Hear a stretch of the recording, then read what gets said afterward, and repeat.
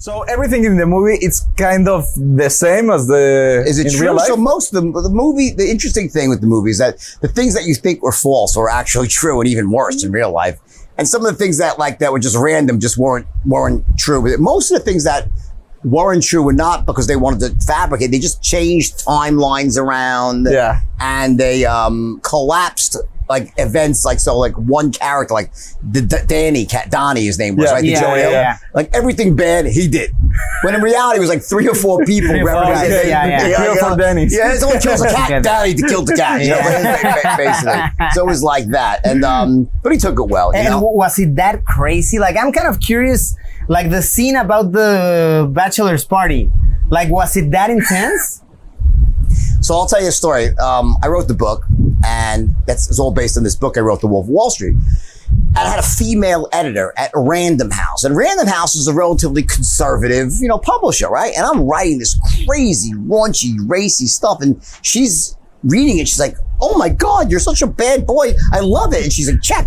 Next chapter, she's like, oh my God, double check. People are gonna, I'm like, wow, this woman's really letting me push the envelope, right? And each chapter I write, one after the next, is just it's a crazy and raunchy and full of all sex, drugs, rock and roll in Wall Street, right? Yeah. Finally, I get to the chapter on my bachelor party, all right? And I start writing, I'm like, should I write the full thing as it happened? Because it was like Sodom and Gomorrah on the 12th floor of the Mirage in Las Vegas. So I start writing this, and I get into this intimate detail, every gory, disgusting, raunchy detail that included everything from men, women, and animals all in the same room engaging in vile acts, okay, that would not be engaged in front of man and God, right? Yeah. And I write the whole thing out in nauseating detail, right? Yeah. And I'm like, finish. I'm like, wow. I'm like, I wonder what you'll think of that. And I send that chapter in. About next day, I get a letter. I just don't think other human beings will understand this one. So that was the one. Why involving a horse? I had to actually, I'm like, I know a few human beings, probably 2 right here will understand. Okay. But I had to edit out that chapter. So in the book, there's this funny spot where I say, I have this whole big lead up, and I walk into the bachelor party. There's 100 hookers and 100 Stratonites. And there it was, the bachelor party.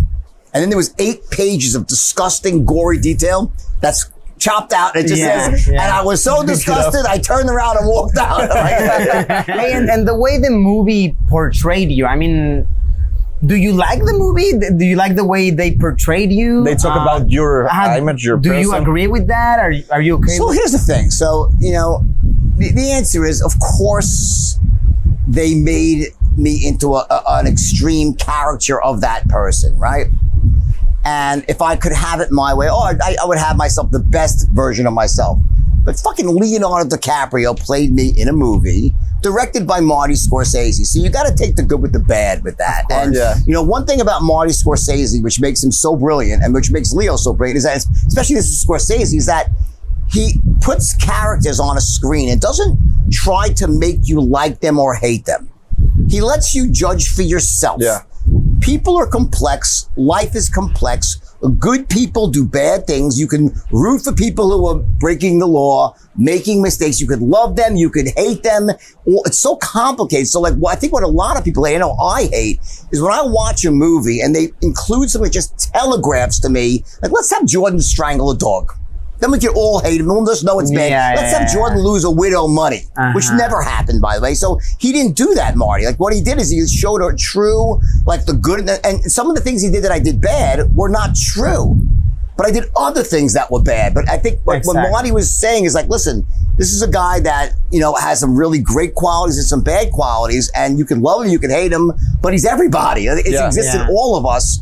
And you can enjoy it, and that's what makes the movie so special. And how does it work when they make a movie about you? Do you just tell them hey, do the script, or do you get the chance to review the script? How does it work? So I was fortunate that I had a great relationship with Leo. We worked very closely together on the movie, right? And the movie was based on my book. Now, and the writer, Terry Winters, a brilliant writer, he actually, consulted with me every day. I wrote a lot of the Wall Street, the sales scenes and the boardroom scenes were taken directly from my book. But it was Terry that fashioned the script and made it into a movie. Took my life and put it in there. Now, again, you lose control somewhat when you sell your life story rights to Hollywood. Yeah.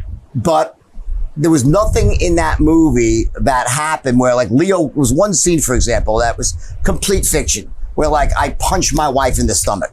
I never did that. That never happened. Never happened, right?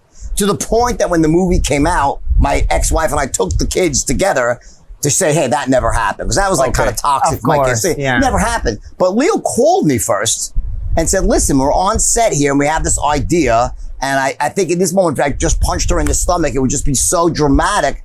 But I want you to be okay with that. You have to trust me that you're going to come out looking really good. And he said, you're going to look great. I said, whatever you think is best, Leo. I said, if you think that's what the movie needs to make it a great movie, then go for it. I didn't want to be like the guy, no, I'm not like that. Hey, come on, That's nice that Leo called you. He called me. Oh, that's so Absolutely called me. crazy. Yeah.